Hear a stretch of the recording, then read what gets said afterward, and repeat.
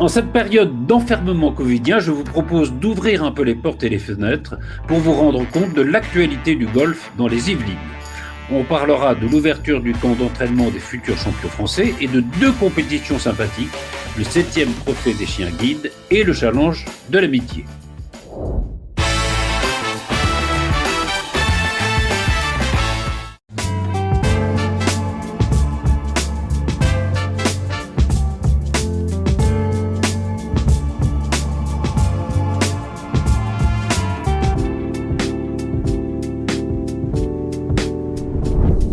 Je suis avec la légende du golf français, Jean Garayan. Bonjour Jean. Bonjour. Alors vous êtes ici au Golf National où s'inaugure un camp d'entraînement pour des jeunes champions, futurs champions on espère. Oui. Il n'y avait pas ça à votre époque? Non, pas du tout. Pas du tout. Même quand j'ai commencé, moi, au Pays Basque, puisque je suis originaire du Pays Basque, il n'y avait pas de practice du tout. Nous avions chacun nos balles de practice, nos balles, et on tapait bien sûr, et on allait les ramasser. On tapait, on les ramassait. Maintenant, c'est le progrès, et heureusement, d'une part, c'est bien, mais ça sont des installations, comme ici, là, ce que nous allons inaugurer ce matin, c'est unique, disons, c'est unique. On ne voit pas ça dans tous les golfs. Hein. Non. Même, je ne sais pas si ça existe en France, je ne crois pas. Même dans tous les autres pays. Par exemple, les Espagnols qui sont très forts en golf, est-ce qu'ils ont plus d'installations que nous? Non. Non, pas du tout. Ils ont... les Espagnols, ils sont nombreux, mais en France aussi. Hein. Je pense peut-être qu'en France, on joue plus au golf qu'en Espagne, c'est possible. Ouais. Mais ce qu'il y a là-bas, ils commencent très jeunes, ils commencent cadets. Cadet, c'est porter les sacs. C'est ce que vous avez fait, vous. C'est ce que j'ai fait. Tous les champions de votre époque, c'était des gens qui avaient commencé par porter les sacs des autres, des joueurs. Et puis les Espagnols du nord de l'Espagne, genre Ballesteros, Santander, Olazábal, qui est ici de Saint-Sébastien aussi, ils ont commencé aussi cadet. Ouais. Les Basques, comme vous, ils ont été les plus grands joueurs français pendant très longtemps quand même. Oui. D'ailleurs, on avait organisé, il y a une dizaine d'années, comme ça, amical, on avait fait une sélection des professionnels du Pays Basque contre une sélection du reste de la France. Ouais. Match aller à Paris, match retour au Pays Basque. Ouais. Eh bien, on avait gagné. Vous regardez, évidemment, vous vous intéressez toujours au golf, vous avez tapé des balles tout à l'heure, vous avez toujours un swing merveilleux. On peut dire votre âge? Oui, 86 ans. 86 ans, donc ça maintient d'être... ça commence à compter. Ça commence à compter un peu. Oui. Qu'est-ce qui a changé quand vous regardez les champions d'aujourd'hui par rapport à votre époque? Le matériel, évidemment? Oui, on peut dire que tout a changé. D'abord, il y a beaucoup plus de tournois. Ensuite, tout le matériel, les balles, les clubs, les terrains sont beaucoup plus soignés, arrangés, tout ça. Le golf lui-même a pris, surtout en France ou en Espagne, disons dans le continent, a pris une ampleur. Oui. C'est maintenant devenu un sport presque populaire. C'est vrai. Est-ce que vous espérez qu'il y a un nouveau Jean Garayan là qui va émerger en France? J'espère qu'il y aura un meilleur que Jean Garayan. il faut être ambitieux, puis il faut y croire. Il faut y croire. Nos jeunes, il y a des jeunes qui jouent bien en France, qui promettent, mais il faut concrétiser. C'est ça. Lorsque vous jouez le circuit européen, première catégorie, disons, là, vous êtes avec des joueurs étrangers aussi, c'est normal, et des bons joueurs. Donc, il faut avoir la volonté, le courage de les battre. Il ne faut pas baisser les bras. Eux aussi, ils sont bons, mais eux aussi, ils ont des jours où ça ne va pas comme ils veulent. Donc, c'est à nous, le Français, à faire preuve de volonté et d'être peut-être un esprit plus combatif. Voilà. Comme vous l'avez été. Merci infiniment. Merci infiniment, Jean Garayan, et puis bonne continuation et restez longtemps avec nous. Merci.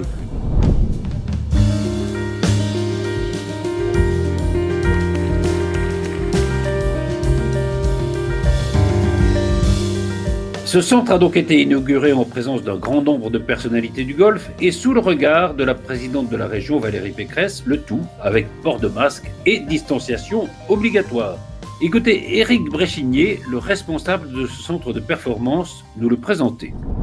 Enfin, on l'attendait et très fier que ce stade soit enfin ouvert. Ça va apporter beaucoup de qualité dans l'entraînement, quoi. C'est-à-dire que là, on est dans des conditions parfaites en termes d'exigence technique et stratégique, parfaites en termes d'unité de lieu et de gain de temps. C'est-à-dire qu'on a tous les coups dans un périmètre assez proche. Donc on peut vraiment travailler rapidement toutes les situations. Dans le calme, parce que cet endroit il est réservé aux sportifs de haut niveau. On a un outil qui crée de la performance de par simplement son existence en fait.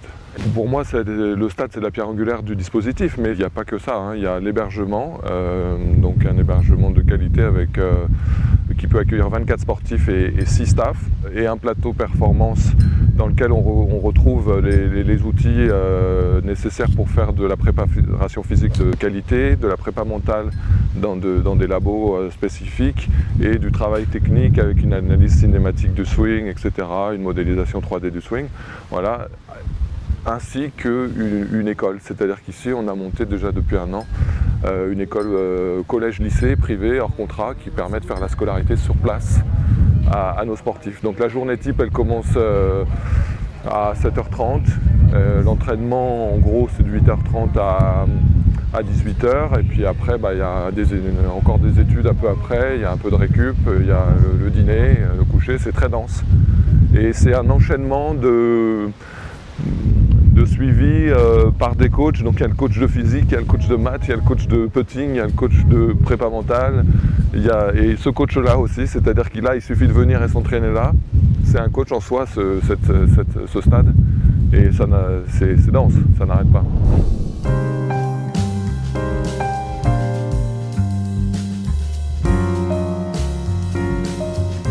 Ce centre prend place donc dans cet ensemble du golf national, c'est-à-dire dans les Yvelines.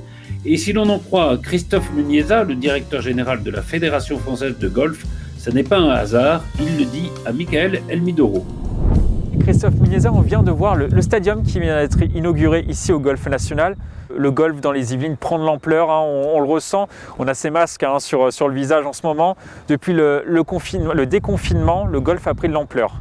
Oui, alors dans les Yvelines, c'est un véritable laboratoire puisque c'est le département le plus golfique de France.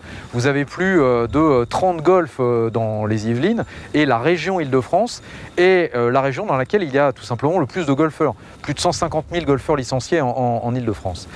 Donc il y avait une belle carte à jouer pour cette discipline dans ce territoire et le golf a répondu présent effectivement.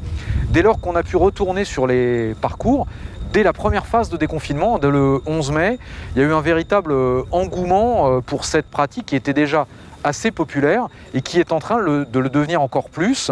Nous, on le mesure sur le nombre de licenciés et sur le nombre de pratiquants occasionnels et on considère que le nombre de licenciés dans le territoire francilien sur l'année va être au niveau de celui de ce qu'il était en 2019. Donc on va pour ainsi dire pas perdre de joueurs réguliers et on est en train de gagner des nouveaux joueurs de l'ordre de 3 à 4% sur le territoire francilien. C'est pas forcément équivalent ou systématique sur d'autres régions qui peuvent être plus impactées par le tourisme golfique. On pense notamment à la Côte d'Azur, au littoral atlantique. Mais en tout état de cause, oui, le golf a le vent en poupe dans l'Île-de-France et plus particulièrement dans les Yvelines et à proximité de Saint-Quentin-en-Yvelines. Merci beaucoup Christophe Muniesa. Merci à vous.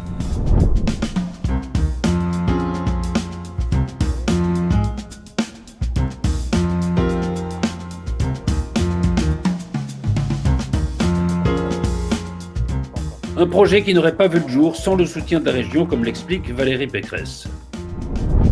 Alors Valérie Pécresse, vous êtes présente à l'inauguration de ce centre d'entraînement pour les futurs champions de golf. Ça prouve l'application du conseil régional dans cette inauguration et dans ces équipements. Absolument. Nous voulons que l'Île-de-France devienne une vraie région du sport et nous prenons appui sur la Ryder Cup, sur les Jeux Olympiques, sur les championnats du monde pour donner à voir des sports que les Franciliens connaissent peut-être un peu moins. Le golf qui commence à se démocratiser. On fait beaucoup de golf scolaire. On essaye d'amener les jeunes à découvrir ce sport qui est un sport bien-être, un sport de plein air, un sport écologique aussi. Et donc, pour doter la Fédération française de golf d'un centre d'entraînement pour le haut niveau, la région s'est investie. Elle s'est investie parce que nous souhaitons évidemment faire émerger une génération de champions pour 2022 et 2024. C'est vrai que ces installations, au fond, appartiennent à la région. Absolument. Alors, quand nous sommes arrivés en 2016, nous avions un manque d'infrastructures sportives parce que la région a une population extrêmement jeune et donc on manquait d'infrastructures sportives par rapport au reste de la France. Donc on s'est puissamment investi là-dessus, davantage d'infrastructures de proximité et des infrastructures évidemment pas seulement à Paris, mais dans toute l'Île-de-France, petite, grande couronne, de façon à ce qu'on mette tous le sport dans nos vies, qu'on se soit en amateur ou bien évidemment en compétition. En compétition. Alors c'est vrai que le sport, ce sont des valeurs évidemment. Absolument, vous avez raison de dire que le sport véhicule des valeurs de dépassement, d'effort, véhicule aussi la santé, puisque le sport, la pratique sportive, c'est de la prévention santé. Ça permet aussi de mieux vieillir, ça permet aussi de mieux grandir quand on est jeune. Donc sur tous ces sujets-là, je pense qu'une région équilibrée, c'est une région sportive. Et le golf, évidemment, est très présent, alors notamment dans l'Île-de-France, notamment dans les Yvelines, puisque je crois que c'est le département dans lequel il y a le plus de parcours. Et comme vous le disiez, on est en train de voir une sorte de changement, de démocratisation de ce sport. Oui, parce qu'il y a le sport des clubs privés. 2/3 des clubs en France sont des clubs privés. Et puis il y a le sport des clubs amateurs, des clubs publics, qui lui est beaucoup plus démocratique. Et c'est pour ça que nous avons voulu, dans ce très très beau lieu du golf national, avoir ce centre d'entraînement qui sera évidemment ouvert à tous. Alors, il y a le golf, mais il y aura aussi le rugby, il y a aussi le championnat du monde, il y a aussi les Jeux Olympiques dans lesquels, évidemment, l'Île-de-France sera très présente. Oui, et puis avec la Covid, vous avez bien compris que l'enjeu de refaire venir le monde à Paris, de donner à voir à nouveau l'Île-de-France au reste du monde, de faire revenir les touristes, ça devient un enjeu d'intérêt national. Un enjeu économique important. Un enjeu économique pour des centaines de milliers d'emplois qui aujourd'hui sont très inquiets pour leur avenir. Merci beaucoup Valérie Pécresse.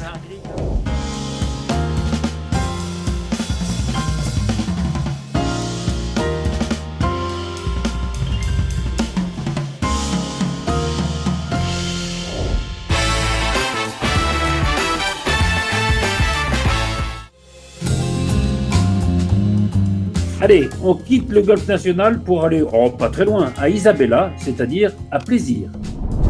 Alors nous sommes au golf d'Isabella, Plaisir dans les Yvelines, où se déroule le 7e trophée des chiens guides organisé par vous, Stéphane Counou. Mais oui, tout à fait, cher Patrice. Non seulement le patron de Golfstar, oui, qui classe les golfs. Absolument. Isabella, c'est 3 étoiles, un gros 3 étoiles. Ouais, pas loin. On fait tout 4. pour qu'il passe 4, il faut qu'il ajoute encore un peu de service et d'équipement. C'est la 7e édition, ça a commencé en 2017. Oui. Et d'où est venue l'idée, pourquoi les chiens guides quoi? Très bonne question. Golf et les chiens guides. Ça fait juste 59 ans que j'aime les animaux et que ça fait 30 ans que je suis dans le golf. Et un matin, je me suis regardé dans le miroir en me disant mais tu pourrais peut-être te rendre un peu intelligent et avec ton carnet d'adresses, organiser des trophées de golf caritatifs. Surtout que j'apprécie la fusion de l'être et l'animal, puisqu'aujourd'hui, c'est un véritable tandem entre la personne malvoyante, aveugle, et son chien ou sa chienne. Ouais, alors, c'est un trophée donc, qui a lieu aujourd'hui à Isabella. Comment l'idée, c'est quoi? C'est de rapporter un peu d'argent pour qui? Donc vous avez des frais pour payer l'organisation, le restaurant, le golf, les droits de jeu. Et bien évidemment, où je vais tout à l'heure me mettre en 4, en 8, en 12, ça va être la vente aux enchères. Donc j'ai la chance d'avoir énormément de partenaires qui me suivent, comme Trollem, comme Krups, comme Garmin, comme Fly Golf, qui fait aussi des vidéos de drones. Oui, parce qu'on voit qu'il y a beaucoup de cadeaux incroyables. Il y a à peu près 15 000 euros de cadeaux. Là. Vous avez à peu près 15 000 euros de cadeaux. Il va y avoir une vente aux enchères. Oui. Vous allez être derrière le marteau? Ah, presque. Presque. Mais j'ai le bâton si c'est pas assez bien vendu. Alors, sachez que le mot de la fin pour moi, c'est que Linka, le labrador noir, c'est mon égérie. Et c'est la chienne de Dominique. Eh ben, je vais aller les voir. Super. Merci beaucoup. Merci Patrice. Bye.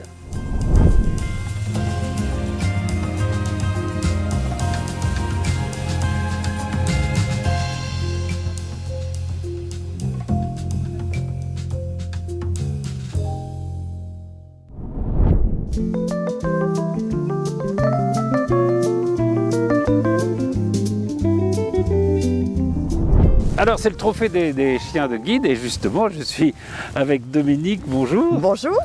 Vous êtes malvoyante. Voilà. Et vous êtes avec Linka, voilà. Qui est une chienne de guide, puisque c'est une dame. Hein. C'est une dame et c'est une jeune fille qui vient de l'école des chiens guides de Paris. C'est ça. Alors on va parler d'elle, elle a 5 ans. Elle a 5 ans. C'est-à-dire qu'elle est jeune encore. Hein. Oui. Et vous l'avez depuis quand? Ça fait 3 ans que nous sommes ensemble. 3 ans que vous êtes ensemble. 3 ans, voilà. Et alors, est-ce que vous avez toujours eu un chien guide avec vous ou est-ce que c'est Non, c'est mon premier chien guide. Et est-ce que ça a changé votre vie? Complètement, parce que quand on est à la canne, on voit que notre canne cogne un obstacle et on ne sait pas ce que c'est. Tandis qu'avec Linka, tout est fluide. Elle va contourner l'obstacle. Si jamais c'est un gros obstacle et elle doit trouver un plan B, et si jamais elle ne le trouve pas, elle se couche et c'est à moi de demander de l'aide pour qu'on nous apporte une solution. C'est incroyable. Et alors, évidemment, on parlera du dressage peut-être avec des gens qui sont spécialisés. L'éducation, voilà. Oui, alors oui, préférez le mot éducation au mot dressage. Ah oui, parce que dressage, c'est comme un petit peu pour les mordants quand même. Hein. Ouais. Sa race, c'est quoi? C'est un labrador. Labrador. Pourquoi c'est plutôt les labradors qui sont des chiens guides? Ils sont labrador, golden retriever, berger blanc suisse, berger allemand qui revient. Ah aussi, d'accord. Voilà. Mais effectivement, il y a beaucoup de labradors. Et pourquoi? Pourquoi? C'est leur caractère. L'école les sélectionne parce qu'il y en a dans une portée qui ne sont pas faits pour ça, donc ils le voient assez rapidement. Et ceux qui ont des prédispositions, partent dans le cursus pour devenir chien guide. Alors comment ça se passe votre vie avec le chien guide? Elle habite évidemment chez vous? Bien sûr, elle fait partie intégrante de la famille, elle est choyée. Et elle est heureuse, hein, ça se voit. Elle m'accompagne dans tous mes déplacements parce que je vais aussi à la Sorbonne. Et elle m'accompagne, elle m'attend sous le bureau, tranquille. Nous prenons le métro, nous revenons à la maison. Donc elle connaît très bien l'arrêt du bus qu'il faut. Ah oui. Parce que ce sont des chemins récurrents. C'est incroyable. Et quand on ne connaît pas, et que je dois le faire parfois toute seule, on répète une fois avec un éducateur. Et après, on se lance et elle a compris. Voilà. Et est-ce que... Alors, je ne sais pas si c'est peut-être de l'anthropomorphisme que je fais, mais est-ce qu'elle sait qu'elle travaille? Oui, elle fait très bien la différence. Ah oui. Elle sait quand elle joue, elle sait quand elle travaille. C'est pas la même chose. Dès qu'elle a le harnais, ça y est, on donne dans le sérieux. Voilà. Est-ce qu'elle sait, par exemple, que vous êtes malvoyante? Oui, alors l'éducatrice m'a dit, il faut faire très attention parce que les chiens le savent. Soit on est malvoyant, soit on est aveugle total. Et ils ont une autre approche, quoi. Selon qu'on est malvoyant ou non-voyant? Elle, je sais c'est l'éducatrice qui m'avait dit ça. Tiens. Elle m'a dit, elle sent bien que vous y voyez quand même quelque chose. Donc des fois, elle est un petit peu rêveuse. Voilà. Et alors, évidemment, il y a sa période de travail, puisque comme vous le disiez, elle fait la différence. Et puis il y a les périodes de loisirs quand même. Elle se promène, elle vit sa vie aussi. Elle a sa vie, elle a sa place dans la maison. Et puis on a de la chance d'habiter à côté du bois de Vincennes. Donc là, c'est génial. On la lâche, elle joue, elle redevient un chien normal avec ses congénères, etc. Et elle a besoin de ça parce que quand on sort, ça lui demande une telle énergie de me surveiller, de faire attention. Oui, c'est ça, il faut qu'elle compense quoi. Il faut qu'elle compense comme nous au bureau, à un moment donné on rentre, voilà quoi. C'est vrai qu'elle a 5 ans, voilà, elle est pleine d'énergie, elle est pleine d'énergie. Je voulais un chien énergique, je suis servie. Alors on va laisser peut-être passer, il y a des golfeurs qui passent, parce que c'est aussi une compétition de golf pour les chiens guides. Vous dites que voilà, ça fait 3 ans que vous êtes avec elle. Vous imagineriez aujourd'hui une vie sans elle? Ah, pas du tout. Ne serait-ce que parce que, outre son travail de chien guide, c'est vraiment ma compagne. Et même ma famille est beaucoup plus... Quand ils savent que je pars avec Linka, plus rassurés? Ils sont entièrement rassurés. Ah oui, ça change la vie quoi. Ça change la vie et en plus, ma famille me dit mais t'as plus besoin de nous. je pars à l'aventure avec elle. Voilà, c'est Linka et Dominique. Vous êtes 2 mais vous faites qu'une au fond. Tout à fait. Merci beaucoup. Merci beaucoup, Linka. Merci, Molinka. Merci, Dominique.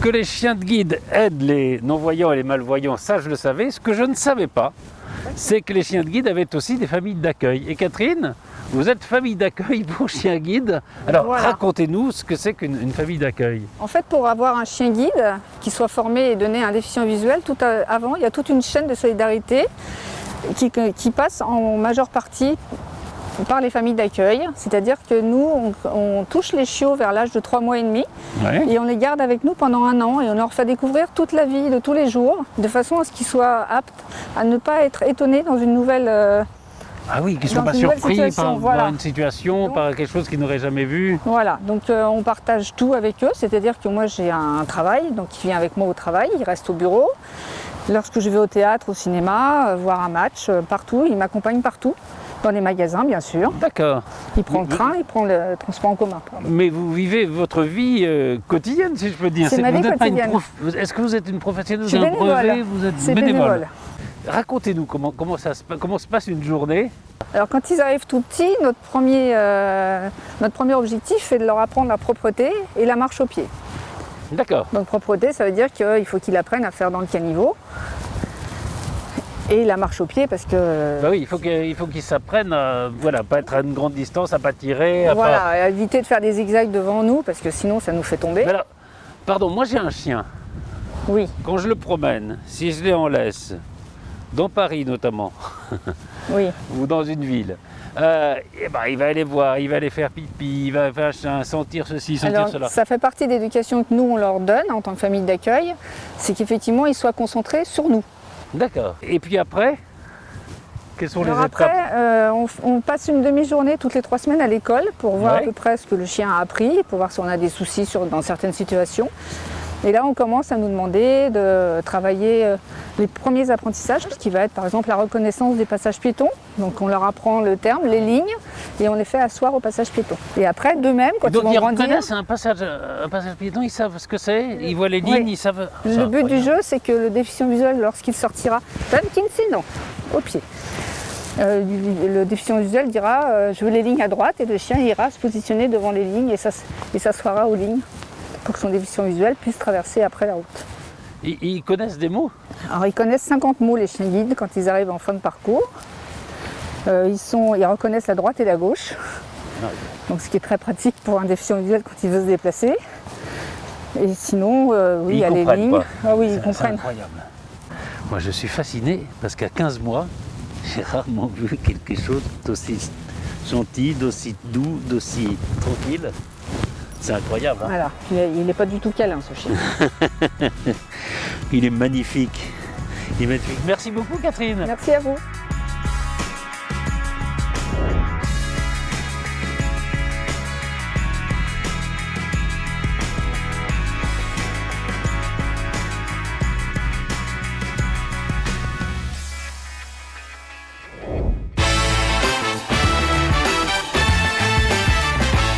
C'est sur les greens du golf de Saint-Quentin en Yvelines qu'a eu lieu vendredi 9 octobre la 3e édition du Challenge de l'Amitié.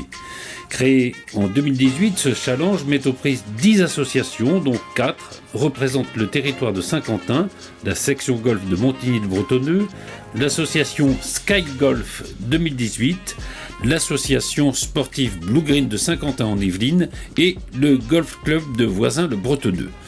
Le regroupement de ces 10 associations donne une certaine force de frappe, comme l'explique Philippe Dubreuil, le président du golf club vicinois. On regroupe à peu près, ça fait dans les 1400 golfeurs quand même, hein, si on additionne l'ensemble des membres de ces associations. Donc ça pèse quand même quelque chose. Quoi. À ce jeu, c'est l'association sportive de Montigny qui a remporté ce 2e tour devant le Blue Green de Saint-Quentin et Sky Golf 2018. La formule est toujours identique, 6 joueurs et 2 remplaçants représentent chaque association et chaque équipe doit comporter au moins une femme. Chaque association donc, présente une équipe. Cette équipe, donc, c'est 6 titulaires avec une dame minimum. Ça, c'est une règle effectivement importante. On a un double et 4 simples, le double en Chapman et 4 simples qui jouent en Stableford, plus 2 remplaçants. Prochaine étape du challenge de l'amitié au mois de mars au Golf National.